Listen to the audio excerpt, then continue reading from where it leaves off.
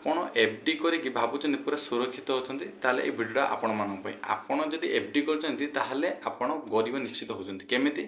ତ ଏଇଟା ଏକ ନିରାଟ ସତ୍ୟ। ଯଦି ଆପଣ ଏଫ୍.ଡି କରୁଛନ୍ତି ତାହେଲେ ଆପଣଙ୍କୁ ଇଣ୍ଟରେଷ୍ଟ ରେଟ୍ ବ୍ୟାଙ୍କ କେତେ ଦେବ? 6ରୁ 7% ଆପଣଙ୍କୁ 6% ପାଖାପାଖି ଆପଣଙ୍କ ଇଣ୍ଟରେଷ୍ଟ ରେଟ୍ ରହିବ।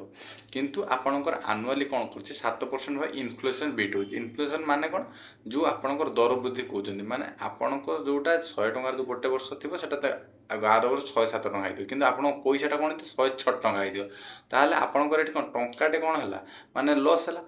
କିନ୍ତୁ ଯଦି ଆପଣମାନେ ଭାବୁଛନ୍ତି ହଁ ଏଫ୍.ଡି ତାହେଲେ ଆମେ ପଇସାଟା କେଉଁଠି ରଖିବୁ, ଦେଖନ୍ତୁ ପଇସା ଏମର୍ଜେନ୍ସି ଫଣ୍ଡ ପାଇଁ ଗୋଟେ ସର୍ଟ ଟର୍ମ ଗୋଲ୍ ପାଇଁ FD is the best choice. କିନ୍ତୁ ଆପଣ ଯଦି ଲଙ୍ଗ୍ ଟର୍ମ ପାଇଁ କରୁଛନ୍ତି, ଆପଣ ଅଲଗା ଅଲଗା ଭର୍ସଟାଇଲ୍ କରିପାରିବେ ଆପଣଙ୍କ ପଇସାଟାକୁ। ଯେମିତି ଆପଣ ମ୍ୟୁଚୁଆଲ୍ ଫଣ୍ଡ କରିବେ, SIP କରିପାରିବେ, ବା ଅଲଗା କେଉଁଠି ଷ୍ଟକ୍ ମାର୍କେଟ୍ ହେଉ ବା ଅଲଗା କେଉଁ ଫଣ୍ଡରେ ଆପଣମାନେ ଇନଭେଷ୍ଟମେଣ୍ଟ କରିପାରିବେ। ସେଥିପାଇଁ ଆପଣ ଏଫ୍.ଡି କରିକି ଯିଏକି ଭାବୁଛନ୍ତି ସବୁ ଲଙ୍ଗ୍ ଟର୍ମ ପାଇଁ ଆପଣ ଏଫ୍.ଡି କରିବା ଉଚିତ ନୁହେଁ, କିନ୍ତୁ ତା ବଦଳରେ ଅଲଗା କିଛି ଆପଣଙ୍କ ପଇସାଟା ଭର୍ସଟାଇଲ୍ କରିଦେବେ। ଯଦି ଭିଡ଼ିଓଟା ବି ଭଲ ଲାଗିଥିବ ବହୁତ ମତେ ସେୟାର କରିଦେବେ। ଆପଣ ଏଫ୍.ଡି କରିଛନ୍ତି କି ନାହିଁ କମେଣ୍ଟ ସେକ୍ସନରେ କମେଣ୍ଟ କରି ବତେଇବେ।